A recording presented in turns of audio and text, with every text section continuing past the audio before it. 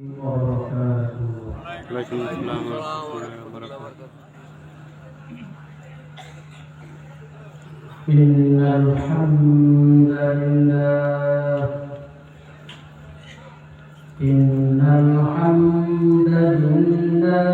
nahmaduhu wa nasta'inuhu wa nastaghfiruhu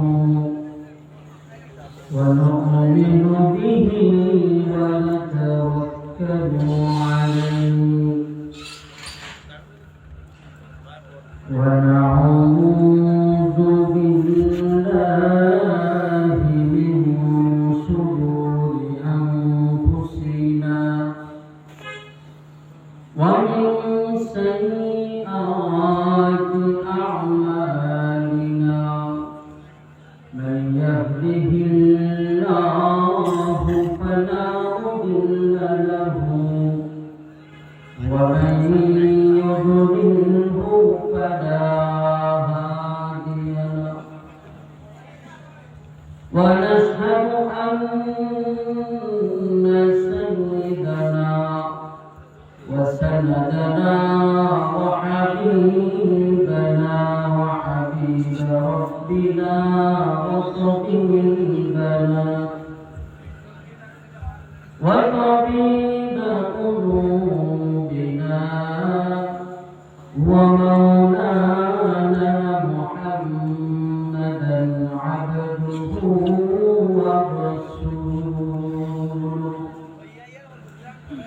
صلى الله تعالى عليه وعلى آله وأصحابه وبارك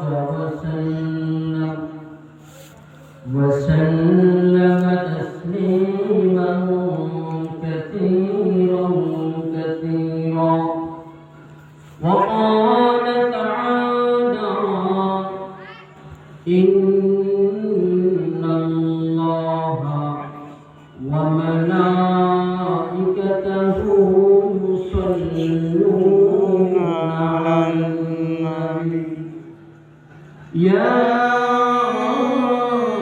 أيها الذين آمنوا صلوا عليه وسلموا تسليما اللهم صل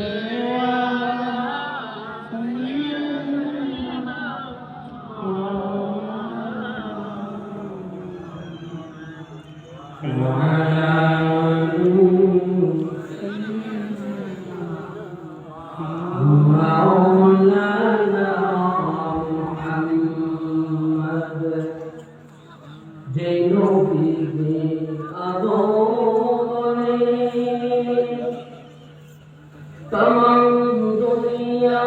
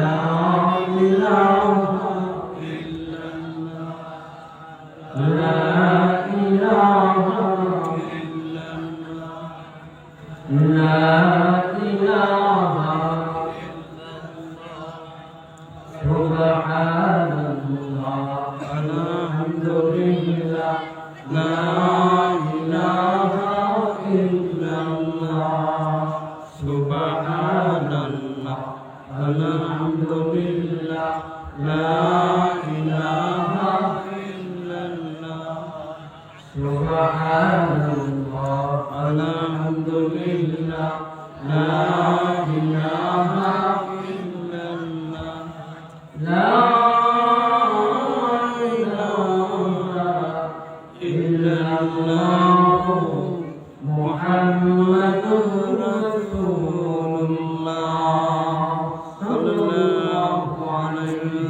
সুন্নাহ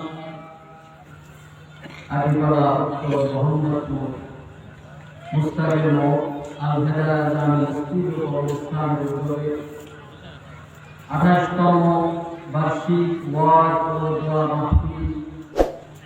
আজকে এই মাহফিলে সভাপতিত্ব করবেন যিনি আমাদের সরকার মিল্লাতুর রাহমান রাহমানিয়া কাফেলা বাংলাদেশের সম্মানিত আমির আওলাদ ওলি পীরজাদা পীর কামিল আহাদ হযরত মাওলানা মুহাম্মদ আবু বকর সিদ্দিক আল কাসেমি পীর সাহেব উদ্দিন সিং পীর বানিয়াপাড়া দরবার শরীফ।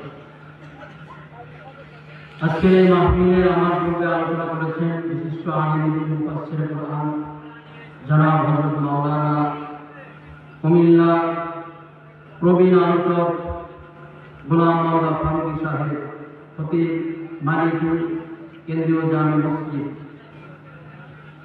এর আগে আলোচনা করেছেন শুধু চট্টগ্রাম থেকে আগত হযরত মাওলানা শাহেখ মোহাম্মদ আলাউদ্দিন ইসলামী, আলোচনা করেছেন হযরত মাওলানা হাফিজ মুফতি মোহাম্মদ আবু সালেহ এবং খতিব জামে মসজিদ।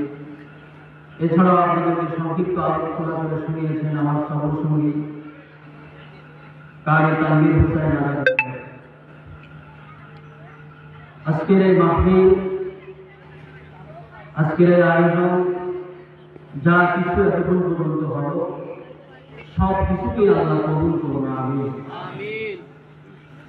এখানে গান দিয়ে মান দিয়ে এই মাহফিলকে সজ্জিত করা হয়েছে।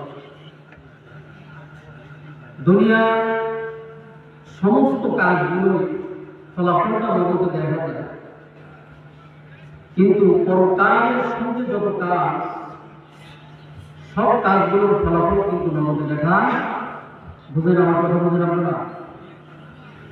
আখিরাতের কাজ যেগুলো আমরা করি সব কাজের ফলাফল কি নগদে দেখা যায়?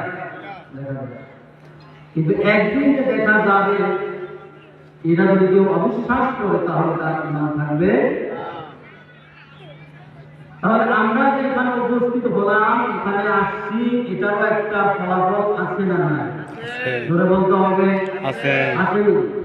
যারা রাস্তায় আছে, দোকানে আছে, মেলায় আছে, তাদের কাজের ফলাফল কি দুনিয়ায় আখিরাতে আছে?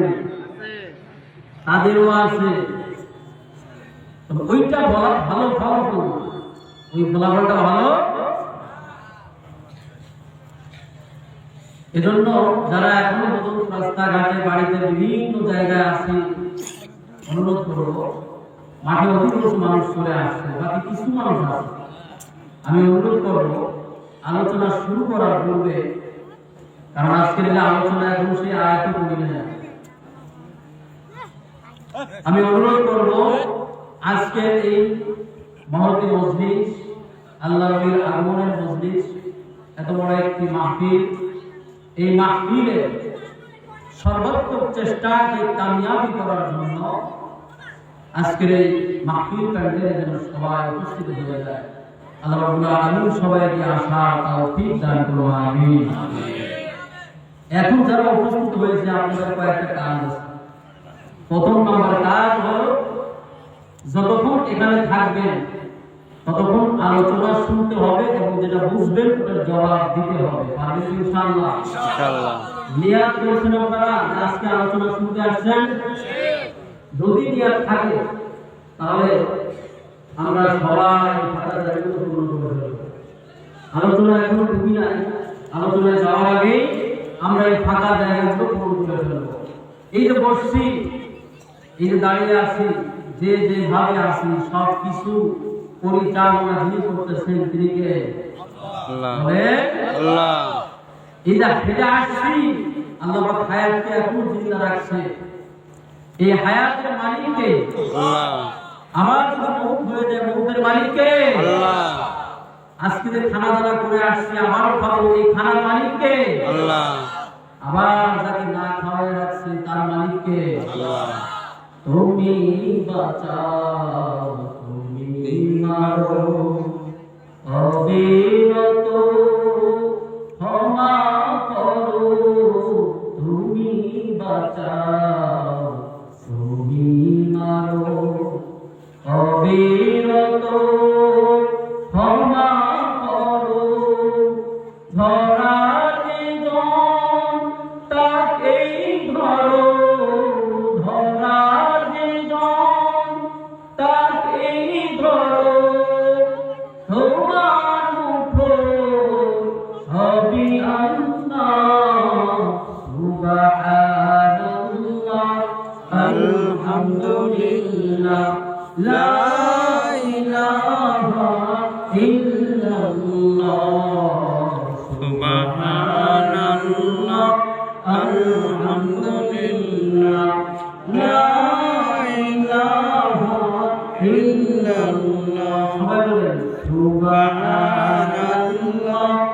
আলহামদুলিল্লাহ, লা ইলাহা ইল্লাল্লাহ।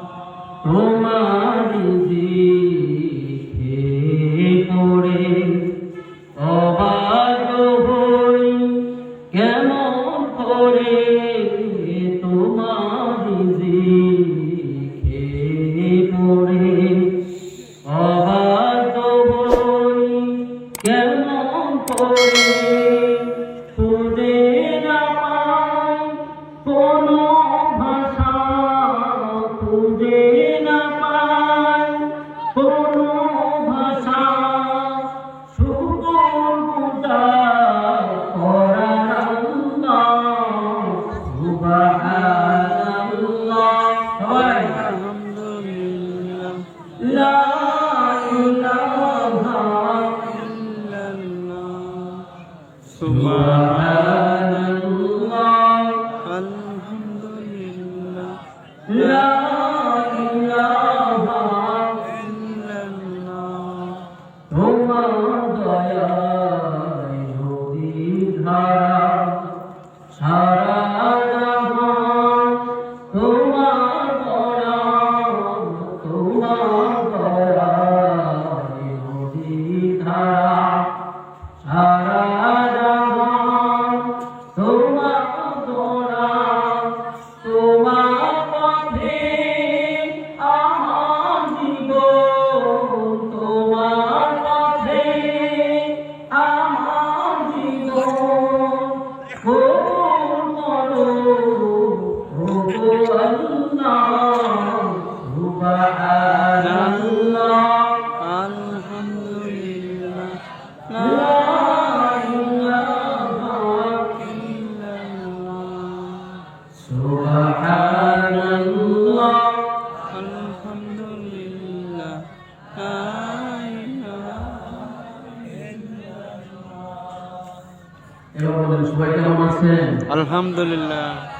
আলহামদুলিল্লাহ। আমাদের এত কম, এটা তো ওই যে সারাদিন মিছিল দেওয়ার পর একটা পুরুষ সিঙ্গারা দিলে যতটুকু আলহামদুলিল্লাহ আওয়াজ দেওয়ার কথা তো বলছে, হ্যাঁ হয় না? সারাদিন মিছিল দেওয়ার পর দুপুরবেলা একটা সিঙ্গারা একটা সমস্যা দেয়, ওইটা গায়ে যদ্দূর জোরে আলহামদুলিল্লাহ একটা অন্য দরকার ছিল তদ্দূর জোরে দিয়েছে, কিন্তু আল্লাহ যে ভরপুর প্যাকেটিং ভাবে নিয়ামত দিয়েছে ওইটা আলহামদুলিল্লাহ হয় না। একদম দিল খুলে বলেন তো আলহামদুলিল্লাহ, আলহামদুলিল্লাহ। এই যে দুনিয়া সময় ভাবে আমাদেরকে মানুষের খাওয়ায়, এই যে সামান্য কিছু খাই যে পরিমাণ তার সুনাম গুণগান গায়, কিন্তু আসলে তো সে খাওয়াইছে না আল্লাহ খাওয়াইছে, মূলত কি খাওয়াইছে? যারটা খাইছে তার গুণগান গাওয়ার দরকার আছে না নাই? আল্লাহ খাইছে, আল্লাহর গুণগান গাবো, তাতে কোনো বাধা দেওয়া নাই। ওই যে মাঝখানে এখনো ফাঁকা আছে, অথচ পিছনে একদম পাটির ভরপুর হয়ে গেছে, এখন কি শিখাই যাবে? একটু কষ্ট করে এই ফাঁকা যাবে, আর যারা বুঝবান তারা একটু সামনে থাকবে, বুঝবান না পিছনে যাবে। আল্লাহ রাব্বুল আলামিন পবিত্র কোরআনের মধ্যে এমন এমন আজিব ঘটনাগুলো ঢুকায় রাখছে, যেগুলো আমরা অনেক সময় মনে করি আরে এরকম ঘটনা মধ্যে আর কোনো ঘটে না। আমাদের দেশে বর্তমান সময়ে এমন এমন ঘটনা আমরা সামনে দেখি, ওই যে সোশ্যাল মিডিয়াতে দেখে অবাক হয়ে যায়, অবাক হয়ে প্রশংসায় পঞ্চমুখ হয়ে যায়, আর মনে মনে ভাবে আরে এরা কত মেধাবী, কত বড় শক্তিশালী, কত বড় দাপটওয়ালা, কত বড় বাহাদুর। এই যে প্রশংসা করি আর মনে মনে ভাবি এরকম ঘটনা ইতিপূর্বে কোনোদিন ঘটে না, তাই না? এরকম একটা আনকমন জিনিস দেখার পরে আমরা কি ভাবি এটা ইতিপূর্বে আর ঘটে না। কিন্তু আপনারা জানেন আল্লাহ এমন জাতিকে দুনিয়ায় পাঠাইছিল যারা পাথরের উপর হাত রাখলে পাথরটা মাটির মতো ধরে যেত। ধরে আমরা যেমন কাদা মাটি দিয়ে হাড়ি পাতিল বানাই, কাদা মাটি দিয়ে হাত রাখলে যেরকম সেটা যেভাবে করে সেরকম হয়ে যায়। পূর্বের এমন জাতি ছিল যাদেরকে আল্লাহ এমন ক্ষমতা দান করছিল, সেখানে তারা হাত রাখলে পাথরটাও ঘুমের মতো করে দেয়। এজন্য যা কিছু আমি আপনি ভাবি, এই ভাবনার বাহিরেও যে আল্লাহ অনেক কিছু পূর্বে ঘটাইছেন, এটা আপনাকে ভাবতে হবে। আর ওই ভাবনার জন্যই মূলত তাফসীর করা বাহিরগুলো হয়। এই কথাগুলো এজন্য বললাম, আমাদের এখন বর্তমান যে পরিমাণ ইমানের পাওয়া, এই ইমানি পাওয়ার দিয়ে আমার একজন পানি খাওয়ার মতো যোগ্যতা আমার না। বুঝতেছেন কথা? ইমান যতটুকু শক্তিশালী আমার আপনার, এই ইমান দিয়ে একজন পানি আল্লাহর কাছ থেকে নিব, এই পরিমাণ যোগ্যতা আমার। তাহলে বুঝেন তো ইমানের পাওয়ার কত কম হবে। তো এই ইমান নিয়ে বেঁচে আসছি, এজন্য আল্লাহ খুব হুঁশিয়ার করেছেন। এবং যারা অবাধ্য তাদের ইতিহাস কোরআনে লিখেছেন, যারা বাধ্য তাদের ইতিহাস আল্লাহ কোরআনে লিখেছেন, যেটা আমি আপনি দৈনিক স্বীকার করি। ইহদিনাস সিরাতাল মুস্তাকিম সিরাতাল লাযিনা আন'আমতা। যারা নমরুদ ছিল, যারা কারুন ছিল, যারা আবু জাহল ছিল, যারা আবু লাহাব ছিল, যারা উতবা শাইবা ইহুদি নাসারা যারা ছিল, আল্লাহ তাদের মতো আমাদেরকে বানায় না। দৈনিক এই কথা স্বীকার করি আমি আর আপনি কমপক্ষে 5 বেলা 5 ওয়াক্ত নামাজ পড়ি। আল্লাহ রাব্বুল আলামিন আমাদেরকে পদ্ধতি শিখিয়েছে কিভাবে তাদের থেকে বেঁচে থাকতে হবে। পবিত্র কোরআনের মধ্যে সূরাতুল আরাফের 166 নম্বর আয়াত, সূরাতুল আরাফের 166 নম্বর আয়াতের মধ্যে আল্লাহ রাব্বুল আলামিন পূর্বের জাতির একটা ইতিহাস আমাদেরকে স্মরণ করায় দেন, যে ইতিহাসটা আমার আপনার হয়তো বা নতুন মনে হলেও কিন্তু এটা 1400 বছর আগ থেকেই এটা আমাদের জানা কথা। এজন্য আল্লাহ স্মরণ করায় দিলে প্রত্যেকটা মানুষের দিনের মধ্যে 3টা সূরত হয়। সে কখনো চায় পরিপূর্ণ ভালো কাজ করতে, কখনো চায় মধ্যম অবস্থায় থাকতে, আবার কখনো সে একেবারে অবাধ্য হয়ে যায়। আপনি খেয়াল করে দেখেন তো, আপনার যদি 5টা সন্তান থাকে, ওই 5টা সন্তানের মধ্যে দেখবেন একটা অনেক ভালো, একটা মধ্যম অবস্থায় ভালো, আর একটা একদমই আলাদা। এরকম আছে না? আছে নি? আপনার যদি 5টা ভাই থাকে, ওই 5 ভাইয়ের মধ্যে 5 জন আবু বকর হবে না, 5 জনের মধ্যে একজন আবু জাহল আছে, ঠিক না? তো এই সমাজের পরিস্থিতিগুলিতে আবু জাহল আর আবু বকর বসবাস করে, এর বাহিরে কেউ না। আল্লাহ রাব্বুল আলামিন সূরাতুল বাকারার মধ্যে বলেন, ইয়া বনি ইসরাঈল আযকুরু নি'মাতি আল্লাতী আন'আমতু আলাইকুম ওয়া আন্নী ফাদ্দালতুকুম আলাল আলামিন। সূরাতুল বাকারা 47 নম্বর আয়াতে আল্লাহ বলেন, হে বনি ইসরাঈল, উযকুরু নি'মাতি আল্লাতী আন'আমতু আলাইকুম, তোমরা স্মরণ করে দেখো জমিনের সবচেয়ে দামি দামি নিয়ামতগুলো আমি আল্লাহ তোমাদেরকে দিয়েছিলাম। নিয়ামতি আল্লাতী আন'আমতু আলাইকুম, দুনিয়ার মধ্যে স্বর্ণের খনি, মুক্তার খনি, হীরার খনি, দামি দামি যা কিছু আছে সব কিছু আমি আল্লাহ তোমাদের সামনে দিয়েছিলাম। অধিকাংশ দামি জিনিসগুলো ইহুদিদের কাছে আমরা দান করেছিলাম। এখনো পর্যন্ত পৃথিবীর ইহুদি রাষ্ট্রগুলোর মধ্যে খোঁজ নিয়ে দেখে সব দামি দামি বস্তুগুলো তাদের হাতে নেয়, কিন্তু আমরা মুসলমান এই সাধারণের পূর্ণ ভূমির মধ্যে বাটপার ছাড়া কিছুই দেখি না। মিষ্টির দোকানে যাবেন চোর, আছে না নাই? স্বর্ণের দোকানে যাবেন চোর, চাউলের দোকানে যাবেন চোর, জায়গায় জায়গায় চোর আর বাটপারে ভরা। আর ওদিকে জানবারে টাকায় দেখবেন শুধু টাকা আর ডলার ছাড়া কিছুই না। তাহলে ভালো জিনিসগুলো আল্লাহ দান করেছেন।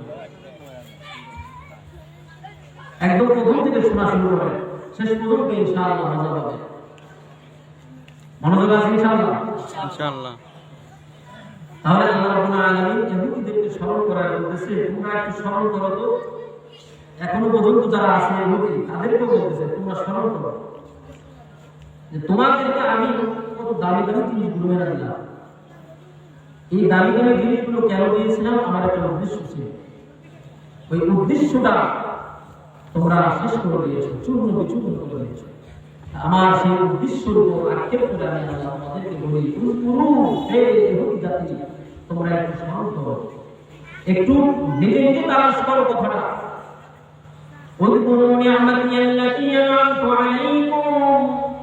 হে ইহুদি জাতি, তোমাদের উপর সর্বপ্রথম যে নিয়ামত আমি আল্লাহ দান করেছিলাম, ওই নিয়ামত হলো তোমাদের উপর আমি আল্লাহ 100 অধিক নবী রাসূল পাঠাইছিলাম।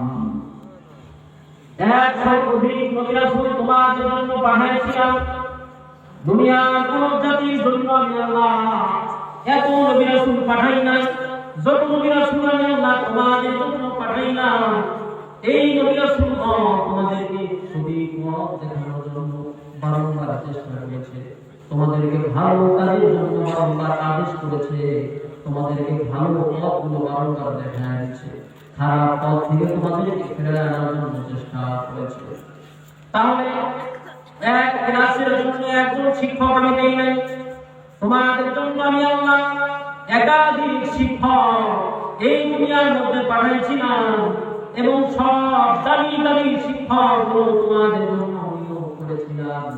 তোমাদের মধ্যে যত যত বড় নবীগণ আমি পাঠিয়েছিলাম, তার মধ্যে হযরত দাউদ আলাইহিস সালাম, হযরত মুসা আলাইহিস সালাম, হযরত ঈসা আলাইহিস সালাম, এই ধরনের বড় বড় নবীগণ, বড় বড় মেধাবী নবীদেরকে আমি আল্লাহ তোমাদের জন্য নিযুক্ত করেছিলাম।